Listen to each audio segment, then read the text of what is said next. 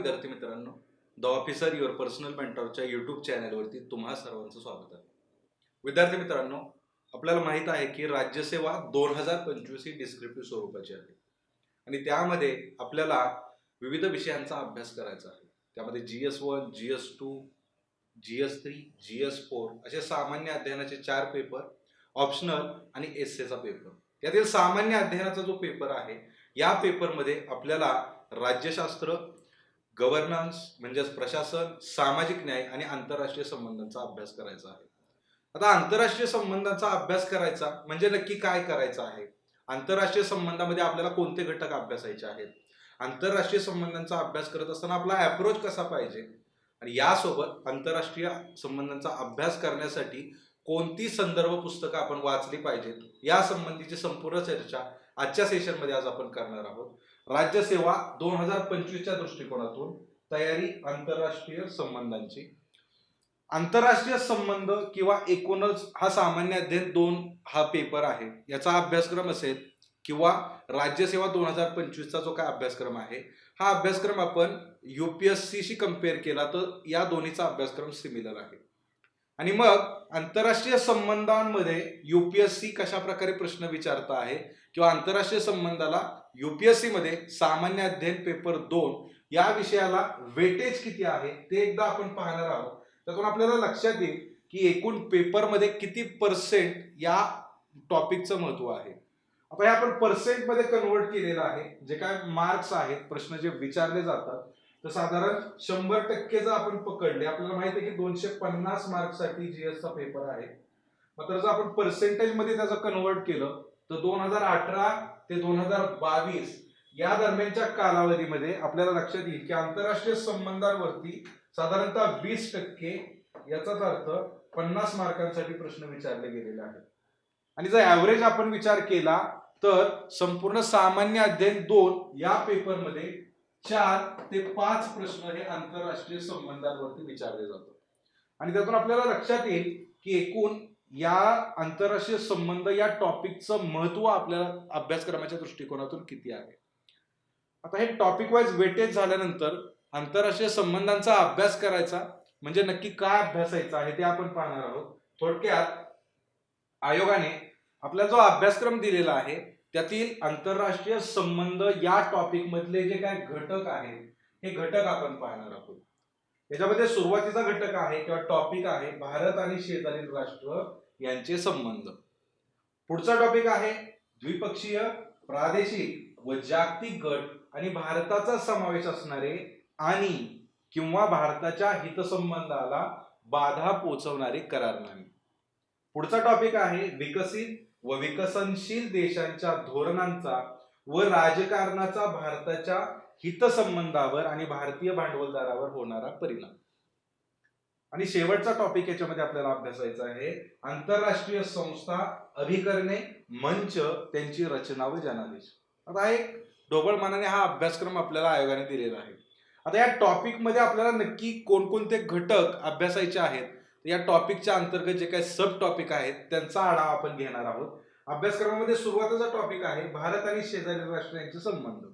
मग यामध्ये नक्की आपल्याला कशाचा अभ्यास करायचा आहे, तर भारताच्या शेजारी जे काय राष्ट्र आहे, चीन आहे, नेपाळ, पाकिस्तान, अफगाणिस्तान, भूतान, बांगलादेश, म्यानमार, श्रीलंका, मालदीव, हे जे काय भारताच्या शेजारील जेवढे राष्ट्र आहेत यांचे आणि भारताचे संबंध कशा स्वरूपाचे आहेत, या संबंधीचे जो काय अभ्यास आहे तो आपल्याला या टॉपिक मध्ये करायचा आहे.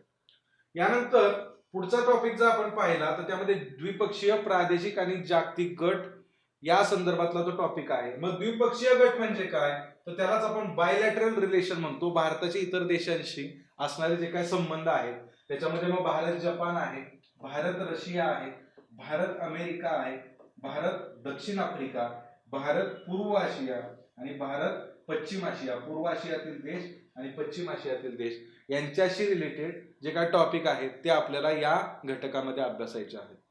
यानंतर पुढचा टॉपिक आहे प्रादेशिक गट.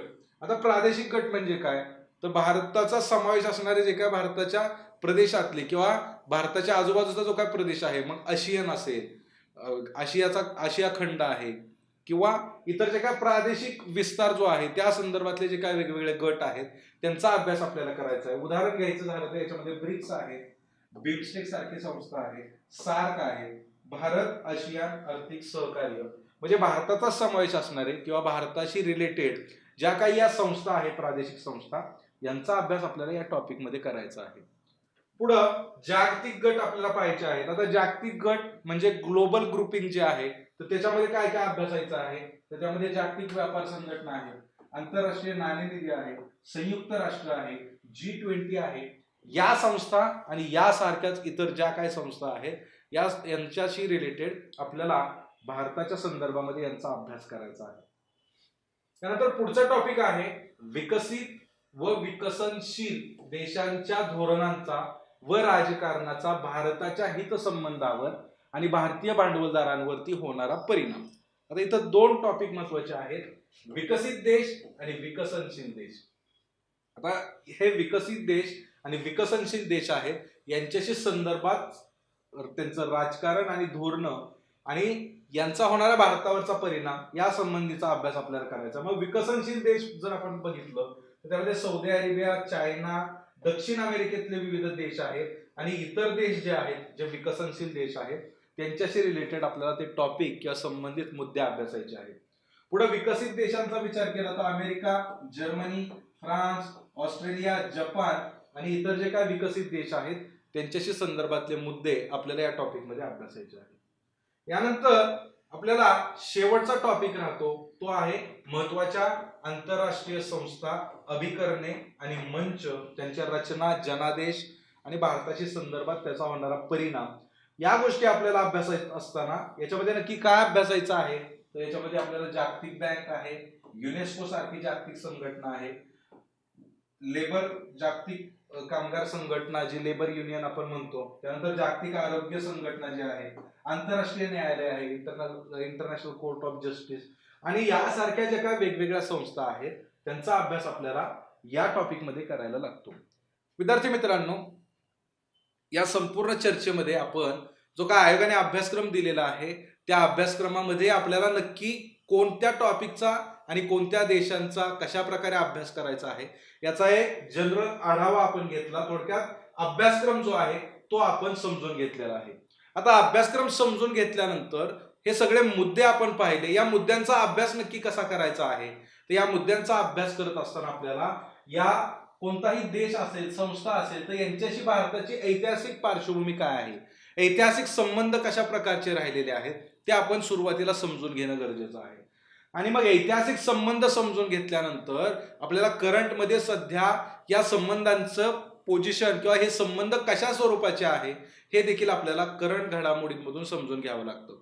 म्हणजे या संबंधांमध्ये तणाव आहेत की हे संबंध अजून पुढे विस्तारलेले आहेत, चांगले मैत्रीपूर्ण संबंध स्थापित झालेले आहेत, या सगळ्या गोष्टींचा अभ्यास करत असताना त्या संदर्भात आपल्याला वेगवेगळे मुद्दे अभ्यासावे लागतात.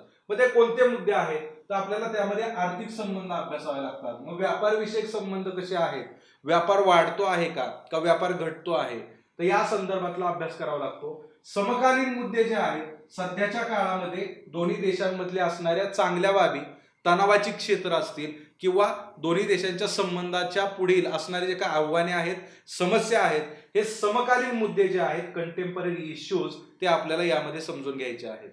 यानंतर दोन्ही देशांमध्ये असणारी संघर्षाची किंवा तणावाची क्षेत्रे जी आहेत ही क्षेत्रे आपल्याला समजून घ्यायची आहेत. दोन्ही देशातले संबंध तणावपूर्ण होण्याच्या मागे काही गोष्टी असतील तर त्या कोणत्या गोष्टी आहेत त्या देखील आपल्याला समजून घ्यावे लागतात. पुढं काही ऐतिहासिक करार असतात, हे ऐतिहासिक करार आहेत का, कोणते आहेत, त्यांचं स्वरूप कशा प्रकारचं आहे हे देखील आपल्याला याचा अभ्यास करताना समजून घ्यायचं आहे. यानंतर भारताचे या देशांशी संरक्षण आणि सुरक्षा विषयक कसे संबंध आहेत. थोडक्यात आपण जर फ्रान्सचा विचार केला, इस्रायलचा विचार केला, रशियाचा विचार केला तर या देशांशी भारताचे सुरक्षा विषयक संबंध खूप चांगले आहेत. थोडक्यात डिफेन्सशी रिलेटेड जे काय मेकॅनिझम लागतं, डिफेन्सशी रिलेटेड जे काय साधन सामग्री आहे ती आपण त्यांच्याकडून मोठ्या प्रमाणात आयात करत असतो आणि त्यांच्याकडून ते तंत्रज्ञान असेल, जे काय साधन सामग्री आहे ती आपण आयात करतो आणि त्यामुळं संरक्षण विषयक आपले संबंध या देशांशी खूप चांगले आहेत. तर त्या प्रकारचे संबंध आपल्याला यामध्ये अभ्यासावे लागतात. त्याबरोबर एखाद्या देशाच्या सोबत किंवा एखादी संस्था असेल तर त्या संस्थेमुळे असणाऱ्या भविष्यातील संधी किंवा भविष्यात निर्माण होणारी जी काय आव्हानं आहेत त्या आव्हानांचा देखील आपल्याला अभ्यास करायचा आहे. थोडक्यात उदाहरण घ्यायचं झालं तर अफगाणिस्तानचं उदाहरण घेऊ शकतो. भारत आणि अफगाणिस्तानचे संबंध हे खूप चांगले आहेत, मात्र तालिबानचा प्रवेश झाल्यामुळे भारत आणि अफगाणिस्तानच्या संबंधामध्ये कुठंतरी तणाव निर्माण होतो आणि त्यामुळं भविष्यातली जी काय आव्हानं किंवा भविष्यात निर्माण होणाऱ्या ज्या काय संधी आहेत या देखील आपल्याला बदलणाऱ्या परिस्थितीनुसार त्या पडताळून पाहाव्या लागतात. अजून एक उदाहरण घ्यायचं झालं तर रशिया आणि युक्रेन यांचं युद्ध सुरू आहे. मग रशिया आणि युक्रेन यांचं युद्ध सुरू होण्यापूर्वीचे भारताचे रशियाचे संबंध आणि नंतरची भारताची जी काय भूमिका आहे याच्यामधला जर फरक आपण अभ्यासला, अनालाइज केला तर आपल्याला लक्षात येईल की काळानुसार आणि परिस्थितीनुसार आपले संबंध किंवा आपल्या भूमिका या बदलत असतात आणि त्यांचा देखील अभ्यास आपल्याला याच्यामध्ये करायचा असतो. शेवटी इंडियन डायस्पोरा म्हणजे भारतीय डायस्पोरा जो आहे त्याचा प्रभाव कसा आहे, कोणकोणत्या देशातून त्याचा प्रभाव आपल्या देशावरती दिसून येतो याचा देखील आपल्याला अभ्यास करायचा आहे. म्हणजेच जर या सगळ्या मुद्द्यांचा विचार केला तर आंतरराष्ट्रीय संबंधांचा अभ्यास केवळ एका मुद्द्यांच्या आधारे होऊ शकत नाही, तर त्यासाठी आपल्याला multi dimensional approach, multi dimensional view जो आहे तो ठेवावा लागेल आणि एखाद्या टॉपिकचा किंवा भारताचे एखाद्या देशाचे संबंध कसे आहेत, त्यांची ऐतिहासिक पार्श्वभूमी, आतापर्यंत झालेले वेगवेगळे करार आणि संबंधातली जी काय डेव्हलपमेंट आहे ती विविध मुद्द्यांच्या आधारे अभ्यासावी लागेल. हे अभ्यासात असताना सध्याच्या काळामध्ये किंवा वास्तवात वर्तमान काळामध्ये सध्याचे संबंध कसे आहेत, पुढच्या संधी आणि पुढे निर्माण होणारी आव्हानं जी आहेत त्यांचा देखील विचार करायचा आहे. थोडक्यात एक वेगळा अप्रोच आपल्याला इतर विषयांपेक्षा एक वेगळा अप्रोच आंतरराष्ट्रीय संबंधाच्या बाबत ठेवावा लागतो आणि त्या दृष्टिकोनातून आपल्याला आंतरराष्ट्रीय संबंधांचा अभ्यास करावा लागतो. विद्यार्थी मित्रांनो, आपण अभ्यासक्रम पाहिला. अभ्यास करत असताना फोकस एरिया कसे पाहिजेत किंवा पाहिजे या टॉपिकचा अभ्यास करत असताना ते देखील पाहिलं. आपल्याला पुढे जाऊन हे पाहायचं आहे की आंतरराष्ट्रीय संबंधांचा अभ्यास नक्की कुठून केला पाहिजे, कोणते रिसोर्सेस वाचले पाहिजेत, कोणते संदर्भ ग्रंथ अभ्यासले पाहिजेत आणि त्यातून आपण हा अभ्यास केला पाहिजे. तर त्यासाठी संदर्भ ग्रंथ पाहणार आहोत आपण. याच्यामध्ये सगळ्यात बेसिक मराठीतून अवेलेबल असलेलं पुस्तक आहे आंतरराष्ट्रीय संबंधांचं शैलेंद्र देवळांकर यांचं पुस्तक. यासोबत आंतरराष्ट्रीय संबंधाशी रिलेटेड त्यांचे जे काही लेख आहेत ते देखील आपल्याला वाचावे लागतील आणि त्यातून आपला जी काय ऐतिहासिक पार्श्वभूमी आहे इतर देशांशी ती ऐतिहासिक पार्श्वभूमी समजून घ्यावी लागेल. त्या देशांमधलं जे काय करंट मधले डेव्हलपमेंट आहेत ते देखील आपल्याला यातून समजू शकतात. यानंतर अजून एक पुस्तक आहे जे की इंग्रजीमध्ये अवेलेबल आहे, India and world through the eyes of Indian diplomats by Surendra Kumar. Surendra Kumar यांचं हे पुस्तक आहे इंडिया अँड वर्ल्ड नावाचं. ते पुस्तक देखील आपल्याला या टॉपिकसाठी युजफुल आहे. त्यानंतर इंडियन एक्सप्रेस न्यूजपेपर आहे, द हिंदू हा न्यूजपेपर आहे आणि PIB या न्यूजपेपरमध्ये वेगवेगळे आर्टिकल्स येत असतात.